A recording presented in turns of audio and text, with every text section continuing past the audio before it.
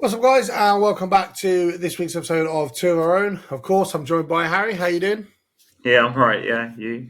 Harry, I'm not too bad. I'm not too bad. Harry's feeling a bit more positive this week. If I look and sound tired, I do apologise. I've just spent the afternoon, well, the last hour or so, picking the ball out the back of the net in 7-a-side.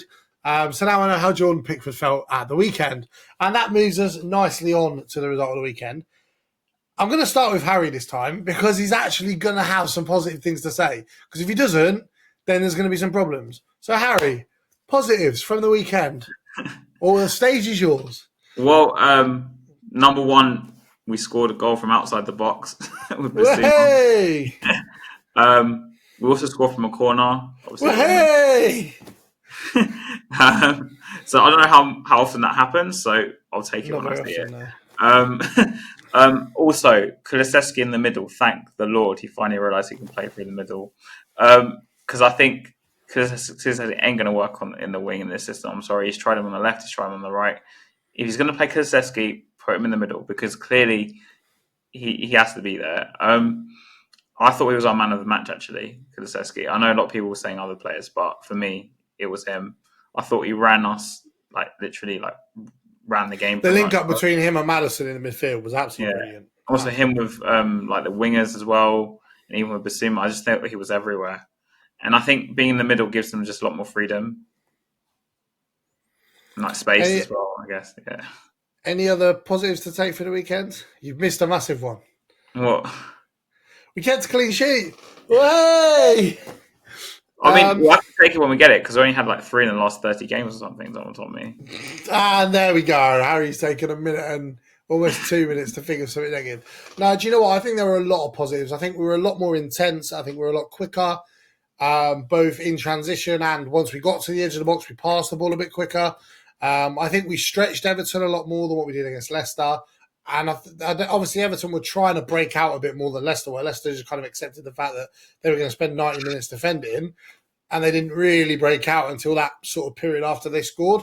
Whereas Everton were trying to break out, and we were just suffocating them. We were absolutely smothering them. I think Everton probably going to go down. I think they've lost their 9 lives. Yeah, now. Based on that, I think they're really going to struggle. And like you say, you talk about Kulusevski. I thought the link-up play between him and Madison was amazing. And the two of them, we spoke about last week about the 3 lines of press, if you like, the wingers and the striker, the 2 more attacking midfielders, and then the 6, if you like. Very, very rarely did it get to the point when we had them pinned in the box. Very rarely did it get to the point where Basuma had to be the one to win the ball back, because Madison and Kulusevski won the ball back so effectively together. I was really, really impressed, and Everton couldn't really get out of that second line of press. When you're playing teams like low blocks, in my opinion, you have to play Madison and Kulusevski. That's just my opinion. Yeah, I think so. And I don't know whether. I hope this is not a one-off in the sense that, and I hope if we play another game like this, saying I don't know Forest at home, we'll take the gamble on that as well, and do Kulusevski, and then someone else in midfield. Yeah. I think it was a lot more effective, and we looked so much quicker at the front end of the pitch, and there were so many times really where we probably could have scored. And I think if Solanke played in that game, I think he'd have thrived with the amount of times the ball. I do think we're going to have a problem and a solution at the same time. So for me, with Sonny, I know he scored a goal off the left, Van der Ven basically made that goal, but I'm going to say it. But for me, Sonny has to play in the middle in the system, not because of him being bad on the left completely. It's just that I don't think he can play on the left wing anymore. I don't think he has the pace anymore. And I just think it's kind of good and bad because you can't really drop. He's not going to drop Son, which means he's going to chuck him onto the left where he's not going to be as effective. Let's be honest. Solanke will play in the middle. At this point, and this is going against everything I've said literally for the past month, I'd happily sell Richarlison and go out and buy a winger like Chiesa or something, and just have. Yeah, I think we're kind of Son as a strikers go out and stand the winger because we badly need one anyway, and do things like that. I think we've kind of stumbled onto a different solution in the sense of we've got 2 different types of centre forwards now with Son and with Solanke. And I feel like even if Solanke is injured and we need another guy more central, I feel like we can move Kulusevski there based on how well he he can played even there in play there as a pre-season, and then target bring Bergville in man. and have Bergville and Maddison together as the two more attacking players. So, I mean, because they could be like the target man-esque player. But what I think with yeah, Kulusevski, if you put him in the 10, even with Son, for example, I think he can play like a second striker sort of ish thing as well with him. yeah. Because I noticed when he played number 10 last season, he wasn't doing like the Madison 10 role, let's say, when Right, Madison he was getting closer to the striker. He was getting more into the playing box. like He in the was, pockets, like there. yeah, Madison tends to drop, I noticed. I don't know why, but I don't know if it's on purpose or just because he's so crowded out because of the fullbacks. He tends to yeah, drop off a lot deeper to pick up the ball. Because he likes, I think, trying to, like Ericsson used to do, try and spread the play like that. yeah, I think yeah, Kassetti likes playing in the pockets yeah. I and think like ball carrying more than like, switching the play, I guess, if that makes sense. I want to talk about a couple of like individuals as well for that game. First of all, very briefly on Mickey Van der Ven, what a run! Just what a play! He's a Rolls Royce. It's unbelievable. And on the Honestly, topic I of him, think and if he carries on this trajectory, he'll be like Bale levels. yeah, I'd agree. He's going to be one of the best centre halves in the world for sure. And partnering him, and we have to talk about it because it's his 100th game. And Romero was just unbelievable, absolutely unbelievable. And that goal, he deserved that so much. And you could see what it meant to him. And after the game, he gave Ange a massive hug. And I really think if you compare Romero now to Romero 18 months ago, it's a completely different player. No, I Completely think different he's a player. better His player than he was. maturity, his experience, his ability to read the game is so much better than it was before. And I think we said about it last year, and we said about the leadership roles and the impact that would have on him. I still think, even though we've said it a few times, I still think it's quite underrated the impact that's had on him. Because he looks like a leader when he plays. He looks like Would you a make him man our who's ready. captain then? If his English was better, yes. But Sonny's Korean. I mean, like, Yeah, but Sonny's been in this country for 7 years. Sonny's English is on point. His interviews also, in you have English. to think about Sonny's future at Tottenham. He probably doesn't have many years left. And also, But Romero's a I more think vocal that's why person. Romero was given the vice captaincy alongside Maddison. I think next season we'll bring in an absolute top level winger. Son will move to rotation through the centre. Richarlison will go, and then I think that will then I'll just make do that Romero now. captain. Because there's not enough time left in the window to go and bring I'll in a get winger of that Gazer kind of now and quality we just need. tell Yeah, but Richarlison. I don't think we're going to be looking at 250 grand a week in wages. I just don't think Chiesa's that good. All he would be is a stopgap. And if it had been Chiesa or Werner and then a starter, I'd have understood it. But I'm not saying he's as bad as Werner, but in terms of his actual finances, we're looking at identically the same thing.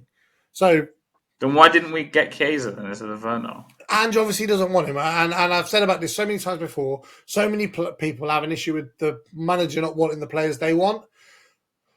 I just Werner's don't going to improve. think. Yeah, I don't know. It's a weird one. Another standout. So I've said Romero, another standout player, and don't get me wrong, it is step one, and there is a lot of hard work to do. Oh no, But I know you said Bissouma was that. Oh, I thought absolutely you said brilliant. okay, good. I thought you said No, something. no. We'll get there. But Bissouma was absolutely brilliant. The way he won the ball back, the passes he made, he never looked out of place at all. And again, I feel like there was a certain element of kind of maturity and taking responsibility in that game. It was a very responsible, very respectful, very mature performance. And if his behaviour can reflect that performance and he can continue that trajectory, he'll cement that role back as his own this season. I want to make 2 points. Sorry, because you mentioned Madison. No, And go Bissouma. for it. So for me, I'm holding off on praising them. Shall I tell you why? Because after the first 10 games last season or whatever it was, especially I don't know the exact number, he fell off a cliff.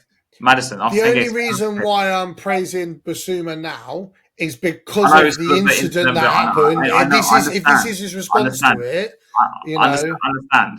But like, there's still things, for example, with Basuma, like I noticed that sometimes he gets a bit, I don't know if it's switching off or The guy's got ADHD. I'm telling you, the guy's got ADHD. Like, like as someone with switches off, ADHD, he's got or ADHD. he starts playing really casually. Like I remember there was a pass in like the second half, first half he made where he didn't even look, and I'm like, Yeah. what are you doing? And his goal, I praise his goal a lot because it was nice to see a goal from outside the box because we didn't see that Yeah. very often. Really well struck. We The try to minute score it the hit the same kind of bar, oh goal my every God, it's game. brilliant. So Yeah. like And I get what you're saying about his response, but I'm saying with Maddison and him, I'm kind of holding off because of what happened last season. So in terms of like a group of performances, in terms of like that game and other games to come, I agree with you. But just singling out that specific game, I think his response to Angie's comments in the media, his response he went to to hug the him fans' after his comments, goal. yeah, he There, did, right? yeah, and that showed to me that he actually does care about the club more than what we give him credit for. Like you say, and I don't disagree with you, the performances do need to be consistent. They need to be more than 10 games, but I really think he's taken a long, hard look at himself. And I think, and it's not very often that you find managers deal with disciplinaries well. Look at Ten But Hag and then Sancho. him I starting think the wasn't way... actually a surprise to me though, David, because he played Bentancur even after that furore over the summer. What do you mean? So you know that Bentancur had those incidents over the summer with Sonny, the comment with Oh, Sonny, yeah. and the whole racism thing with the throwing the bottle. Yeah. But he still played him in the first game. So I thought, anyway, so that's why I thought he would play Basuma, even though he got the one match. I thought we'd just play him straight away. I thought he would play him. Being at home, it gave Basuma the ultimate platform to show the fans that he really did care and that he really does want to act and behave differently going forward. If you put him at home in front of the fans, it can go one of two ways, right? Because some people can say, oh, you're throwing him under the bus. If he has a bad game, the fans are going to be on him. But that's on him to go, unfortunately, you put yourself in this position. You're on the back foot now with the fans. You have to perform. You have to perform. And he did. And like I say, I understand it is only one game, but there was so much positives to take from his performance. But like you say, there is a slight momentary lapse in concentration. I think sometimes... I don't think how much possession we have. Because you mentioned it. Because I mean, a lot of our players have this, and I don't know what it's to do with. Do you think they get too comfortable with how much? I blame it on the manager because even last season we looked like we're playing so relaxed. I just want them to be on it constantly. Because but I think one part of this system is at certain periods in the game you will need to conserve energy. I know, but it doesn't mean you have to just like not even look where you're passing it. No, I agree. There's a fine balance, and I think. I think with that, I mean, that's when you need someone to slow the tempo down. Does that make sense? Rather than being everyone suddenly goes, oh, shrug their shoulders. Oh, I didn't look. Oh, here's the pass. Like we're faffing around with it in the back with Romero. Yeah, but that's where I think players like Kulusevski have the ability to slow the game right down. He has the strength, and I think obviously he's only early days, but I think Bergville will have that ability as well. His body type, if you compare it to Maddison and Basuma, Bergville's body type is completely different. He's tall. He's built quite physically fit. He's strong. I don't want to say wide. I'm not calling him fat, but no, but he's not. If you put him and Archie Gray next to each other, he looked Archie Gray looks like Archie Gray is built in the Basuma model in the sense of he can pick the ball up and weave through players and play that pass. Bergville's built a bit more like Kulusevski. And maybe it's a Swedish thing; they're flat packing all their players. But I think he will give us that option, which would be great. And the other player, and I know exactly what you're going to comment straight away, and I've already got a counterpoint to it. The other player I want to pick up on is Wilson. Don't ask me to say that because I can't say it. Don't get me wrong; he's a very, very raw talent. Right, there is a lot to be worked on, and I do think he'll be better on the right. Sorry, Brendan Johnson. You think we're better on the right? I'll explain why in a second. But he was electric. His ability to take wingers on one-on-one. We haven't seen that in a Spurs winger since like the best versions of Son, or the likes of Aaron Lennon and Gareth Bale. We haven't seen a winger look a player dead in the eye and just run straight at them, convinced that his pace and his power is going to get past the defender. And quite a few times he did. The unfortunate thing is, and I know you're going to comment on his end product, the unfortunate thing is in that game, because Everton, like Leicester, sat so deep, unfortunately, when you're at the byline and you are one-on-one with the defender and you're on your weak foot, it's harder to get balls into the box. Is he right-footed? He's right-footed, yeah. That's why I think he keeps cutting in, because I'm watching our winners. They keep cutting in. Even Johnson was cutting in, and isn't he right-footed? Yeah, I don't understand why Johnson cuts in. This is why I think Wilson will be better on the right, because when he did get that half yard of pace, the time it took for him to compose himself on his left foot, he kind of lost a second or two, and that allowed Everton to, organise, if as close as you can to organise in Everton's defence. It allowed them to regroup, is a better word, and put more men in and tighter spaces to make it harder to get the ball across the box. Well, don't you think that in that scenario then he should be doing cutbacks instead of high crosses?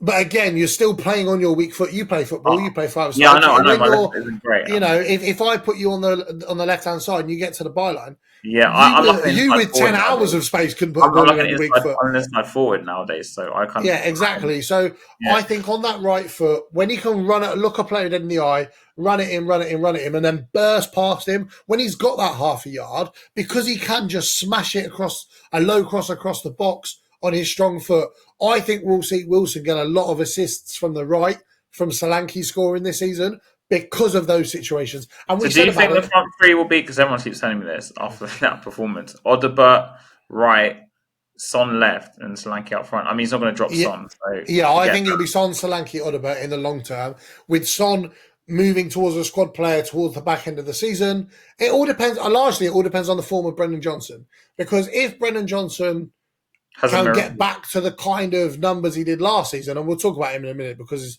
yeah, if he can get back to the kind of assist numbers he got last season, by doing that, by being on the right hand side, by running at a defender, don't get me wrong, he wasn't as electric as Wilson about, but he still ran at defenders, got half a yard, put a ball into across the box, and that's how he got his assists. That's how he made the runs into the back post to score the goal like he did against Wolves. And he's just not doing any of that. And it's so frustrating because he can cross the ball into the box like that. He can take on his man. He's just actively choosing not to. And initially, I thought it was an Ange thing. But it's not, because Kulizeski, when he played on the right, was taking on his man, nutmegging him, dribbling, cutting balls back. Son, when he's playing on the left, is trying to do that. Wilson was trying to do that. So Not that it's they're always not, successful, but they do try and do it, I guess. Yeah. yeah, it's not a player thing. It's not a person. It's not a system thing or a manager thing. Do you think That it's is a an fit? individual thing. Do you think He that's just him? hasn't got the confidence. And I honestly, this season, I'm not going to lie. If someone said to me, right, we can spare up 50 million for a left winger, I'd send Brendan Johnson on loan for a year. Because I do think there is a player there. It won't happen now, but I do think there is a player there. But don't you think that, I hate to say put it this way, Go on. I think we'll learn this with Basuma as well and Madison Pro later in the season. A lot of our players obviously signed from clubs who were like below us in the table, like Brighton, Yeah. Leicester weren't relegated, obviously Forest with Johnson. And obviously there's obviously players that come from these clubs. I give Wan-Bissaka as an example off the top of my head. He went to United. We all thought he's going to be the best right back, blah, blah, do you remember at the time? And now he's back at West Ham, which is probably his level, right? It's probably a bit better than Palace, but it's not as good as, say, United's top six, that's for Yeah, example. yeah. So Although there's a I'd lot of actually players argue like West that. Ham are better than United in a minute, but yeah, go on. You know what I'm trying to say anyway. But when he joined United, it was a bit different at the time. But anyway, so what I'm saying is some players might come to these clubs like Tottenham or Liverpool, but And in the just end, they're not not. quite They do it. found out they're not. That's not their level, basically, and they'll go I back would down. understand it if he was bang average last season. But his But I assist thought he numbers wasn't were that great last season either. but his actual assist numbers were good last season for a But first just season. because his GA was good doesn't mean he was actually that great. Like, No, I'm sorry, but if you're a winger and you're able to take on your man, beat your man, cross a you have ball to in, also you're look getting at assists. the type of assists he was getting, because none of them were anything like him crossing the ball like Porro does, for example. Or No, but they were him putting the ball across the box for tap-ins. They were him fizzing the ball across the 6 yard box and stuff like what that. my That's issue what with we're going to Johnson, get from right, wingers in is this two system. things. Number one is his confidence, of course, but also Yeah, with him on paper, you think this guy, because of his pace, he's sort of tall, I guess. Like yeah. you would think he'd be like a really good player, but I don't think he has the right like mentality. That's the Footballing right brain. word. I don't think he has a footballing brain. I don't think he has the right mentality. And you know what scares me a lot is I knew we were going to sign him. It's just, hey, when I knew we were going to sign him, this is really Yeah, fucked you up. told me this before. But when he missed that chance against Arsenal, I was like, because we were linked with him for ages. And Yeah, You know Josh, right? He called me yeah, up to like a year or two before we signed him, saying Spurs were looking at Johnson. They really like Brendan Johnson. And he kept talking Johnson, Johnson, Johnson, Johnson to me. yeah. Because I think he liked him as well, Josh. But I don't know about now. But at the time, when Forest first came up, Johnson was kind of playing as a number 10. He But wasn't really yeah, playing that's as a another point I was winger. going to make. He was playing as like a second striker slash striker at Forest. So we brought him and we put him on the right. So I'm not saying we should move into the middle, but do you think we've gone out and bought another player where we should have bought a proper winger and we've signed another forward, It's let's hard. say? It's hard to be honest. It's hard to define what a proper winger is Because for because me, I would you say, I know, know, I understand the traditional definition, but I would say wingers aren't as black and white as they used to be now. because we play forwards now, we don't play wingers. But Yeah, we in this system we're meant to have wingers in this system because we invert the fullbacks, so we're meant to have wingers. But obviously, if we look at other teams, they have forwards or inside forwards. Do you know who would be perfect? Just have wingers that hog the touchline. When I look at wingers, they all cut inside, so I don't understand what's going on there. And I think that's down to I don't know if it's down to personnel or Ange or both. But I think our wingers in the system will benefit from obviously this is never going to happen. But we had people like Bell and Lennon like we had back in the day. I was going to say, do you know who'd be perfect for this system on the right? Aaron Lennon. Honestly, he would love it. This is what annoys me the most, though, when I see taking out the political side before people crucify me. The situation with Manuel Solomon, he's short. Gone now anyway. He's gone to Leeds. Yeah, I know. Yeah, he's gone to Leeds. He's short, he's quick, and he is a byline winger. That's kind of the profile we need. Don't get me wrong, he's shit, and obviously he's always been injury prone as well, though. There are a lot of downsides. But what I'm saying is, the club at some point clearly thought of that style of winger, just bought the wrong one. I do think it is something we'll address. Maybe it's probably why they bought Odebert and they've sold Solomon now, because of that. Yeah, and I want to see how the young South Korean kid we've signed does as well, because we're talking about. He won't be here next January, right? He's coming in this January. He'll join in the January transfer window at the end of the South Korean season. So I kind of think that the club want to give him 6 months playing, because what you got to think, he's coming into a busy period for us. Loads of games crammed in, hopefully cup games, European games, hopefully as well. He'll come into a busy period for us. I think he'll start getting game time on the left. Odebert start getting game time on the right. We'll see Son a little bit less and less against the kind of teams where we need a bit more pace and a bit less. It's less on the creativity and more on the pace. And then see how he performs. Because if he hits the ground running, he's been selected for the South Korean national team, by the way. He's never going to watch this, but congratulations to him. Please like and subscribe.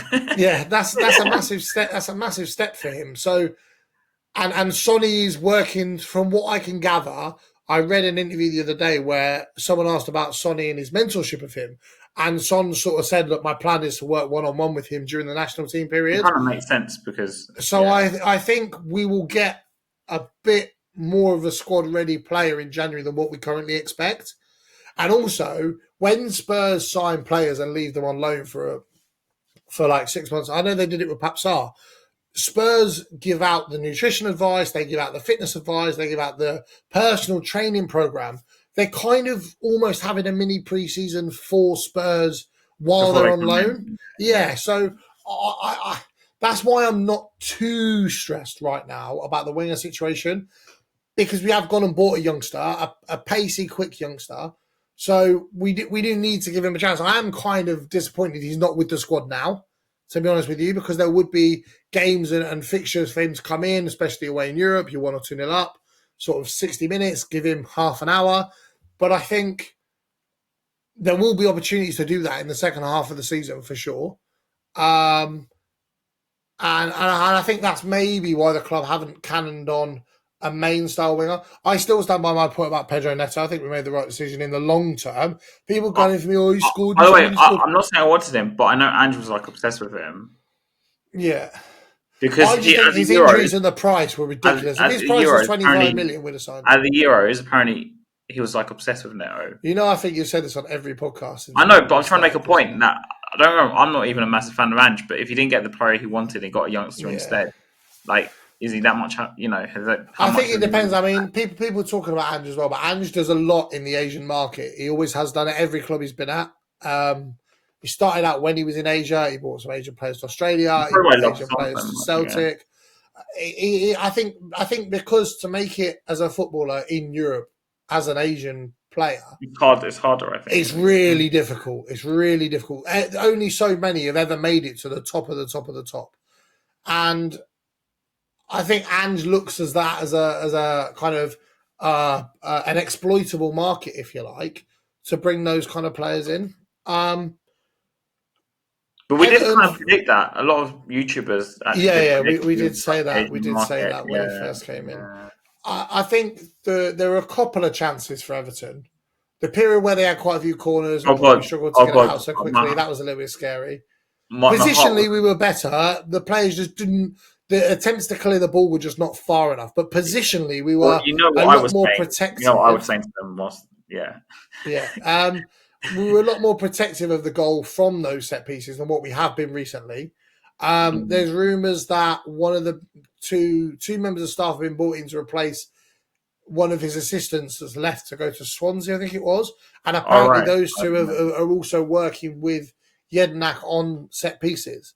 Now, they're giving him a bit of a pep that talk. wouldn't surprise me, given the fact that we defended a period of set pieces, had a period of set pieces, and scored one. Now, don't get me wrong; those corners before we scored were bloody awful. One or two looks okay, and the flick on with no one there at the back post. Was really poor, honestly. Yeah, he needs to be off. He needs to sort himself out as a dead ball specialist. I think Kulusevski was taking a few of them, wasn't he, as well? I think all the corner takers were poor, to be fair. So it's not they don't practice like because do you remember in the early Poch days we used to do this near post thing with Dyer. Yeah. Like we need some. I'm not saying the same move every time, but they need to go on the training ground and say, look, let's practice some drills, so then we know where to be. We'll talk about set pieces in the practice. That's how they. Yeah, we'll talk about set pieces specifically more in the. You have to pick a podcast during during the international break we'll talk about set pieces. But I think I was impressed with the performance, but it needs to be a stepping stone. It needs to be. I said this. Of course, I'm just saying. Like I said this to my stepdad the other day. That the first season under Ange, we probably started at 20% of Ange's capability. This season, we're starting at 40% of Ange's capability. So if we continue on the same percentage trajectory this season, we will be 20% higher than we were last season.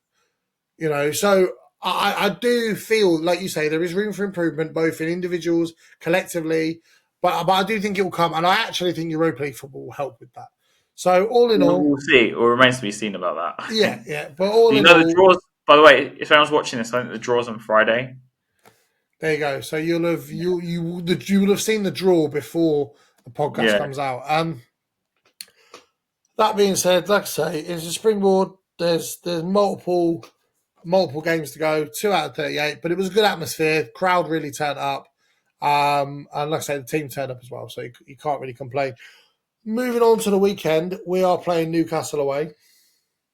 This segment is going to be very, very short before me and Harry kill ourselves and each other. I fucking hate that football club, and I absolutely hate it 10 times more when we play them away. Why do you hate them so much? I don't understand. I hate them because of that 5-1, on the final day of the season years ago. You know what, David? I don't hate them as like the club or the fan base. Okay, sorry. I don't hate the club. I hate the results we've got against them. I've got to say this. Any Newcastle fans watching, like your fans are like the best, in my opinion. And people hate me for this. You can kill me for this. They're like the best in the country. They're the loudest fans I ever see. They don't stop singing. They're mental in a good way, by the way. They're crazy.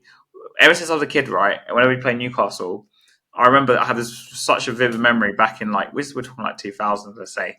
We're walking to the ground, and back then obviously the White Hart Lane was a lot smaller.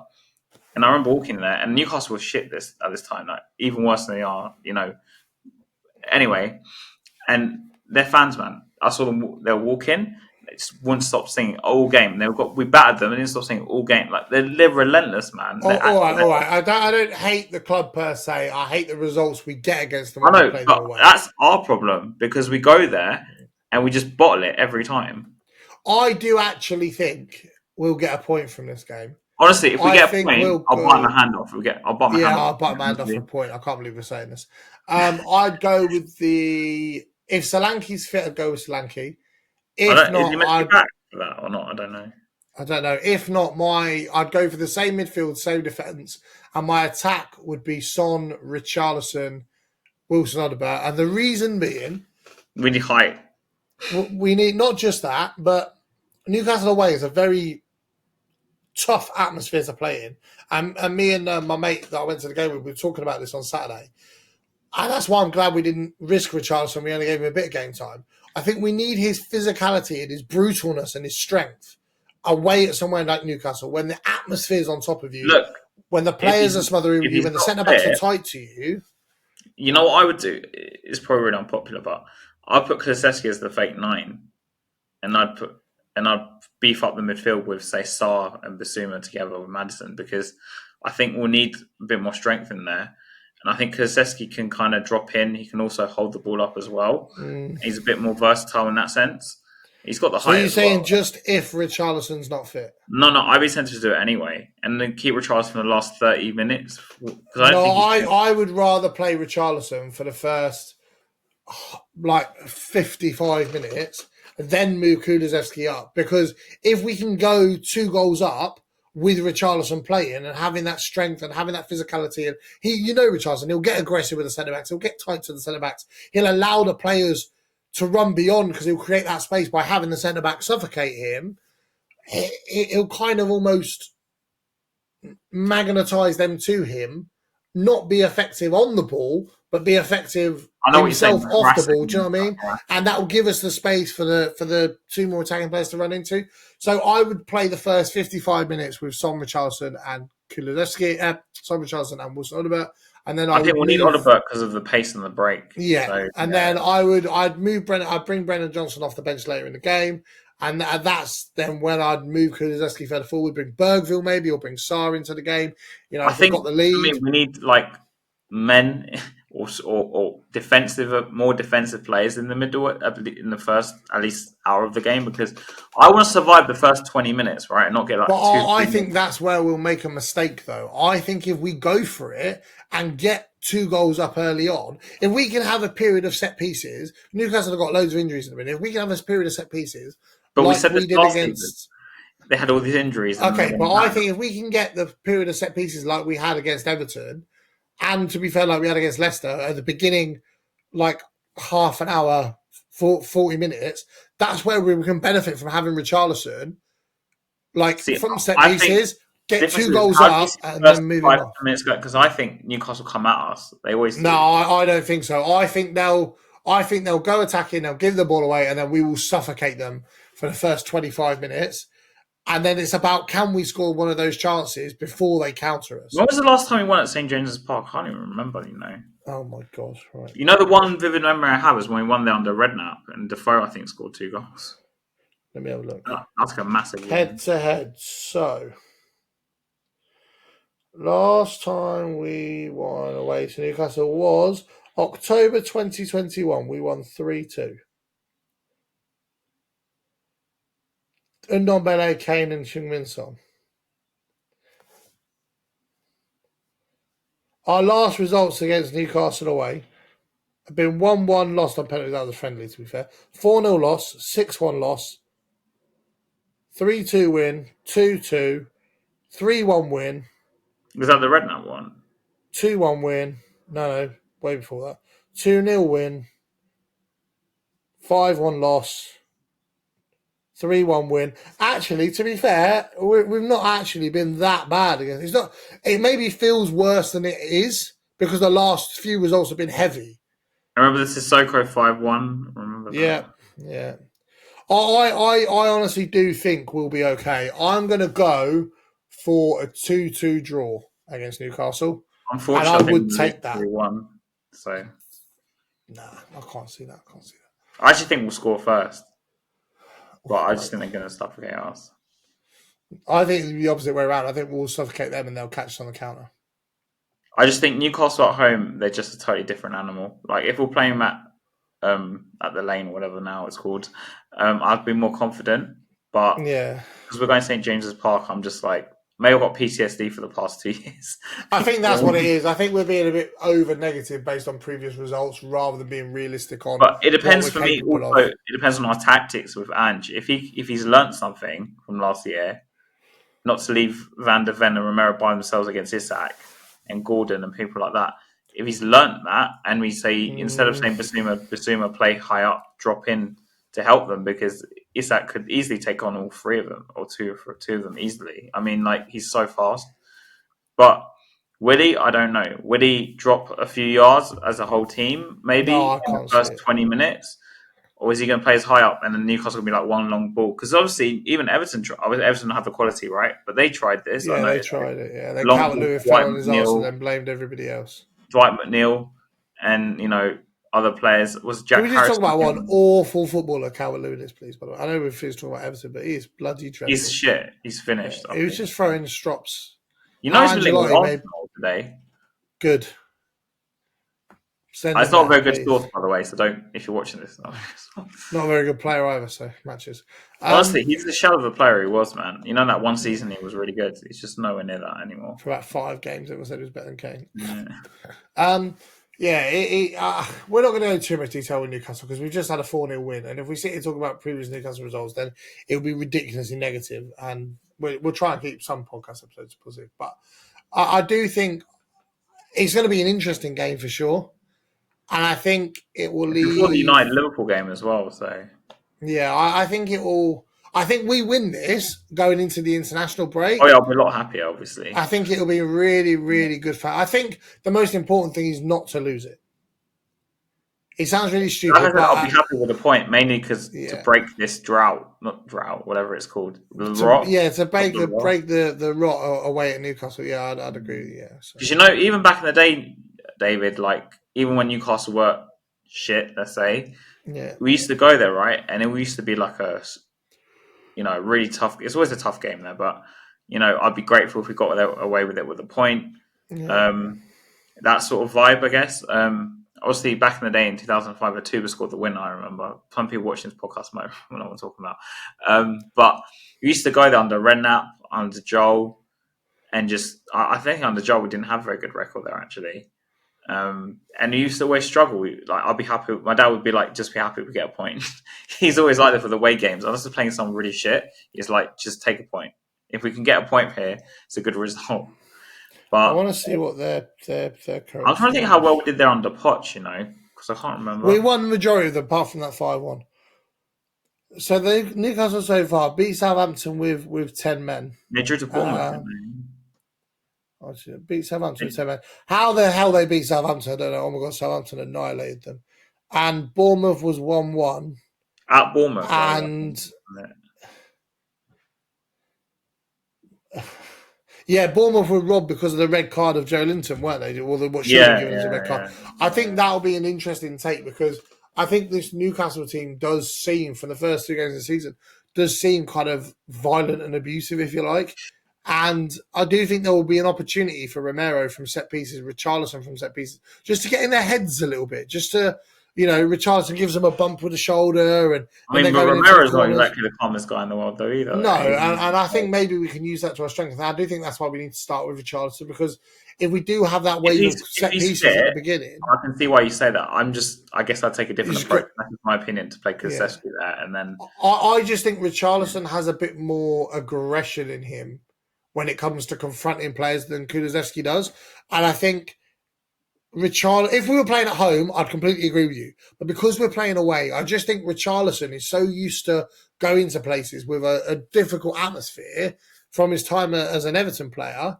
And he's used to being that bully, that kind of, not to the same level, but kind of gives me a little bit of Diego Costa vibes a little bit. Like, he'll get up in their face, he'll back into them, he'll give them a little subtle elbow from corners and get them agitated and on edge. And I think that kind of mental advantage is what will help us. I wouldn't be surprised if Newcastle end up with 10 men at some point over the weekend. And if they do, then I think we'll win. No, I think there's enough experience and quality and maturity in that side now that if it does become a mindset game, a mentality game, a kind of an aggressive kind of tit for tat kind of game, I do feel that the players can handle it a lot better than they previously could. Would you start with midfield then on the weekend as we played? Yeah, I would, just purely for the fact that I think we'll pin them back to start with, and we need that quality. I think if we go 2-0 up at any point, then at that point, if Richarlison's not fully fit, you take Richarlison off, move Kulusevski further forward, and you bring on probably Bentancur if he's fit. I just don't think it's not going to benefit from playing in the middle next game because he doesn't have the physicality. No, and that's why I think, and like I said it to my mate in the game, we're talking about Richarlison not being fit and him being given sort of half an hour.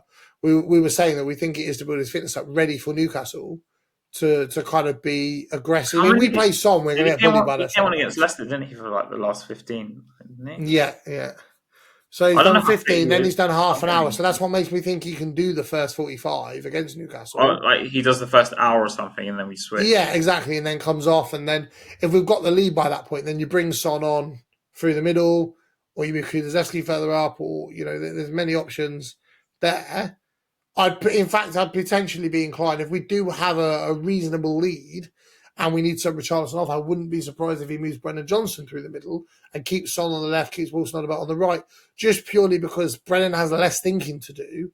He's just got to be in and around the box then when the ball's switched across. Who did he play? Was it Liverpool he put him there for a bit and some other game, I think? He moved He's not a bad player, essentially, as long as you've got the quality out wide. And I think that is the main story of the system, really. But yeah, so I'm going to go 2-2, and you're saying 3-1 Newcastle.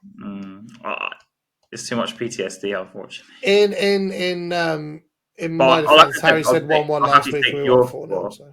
I even take a 0-0 right now if you offered me it.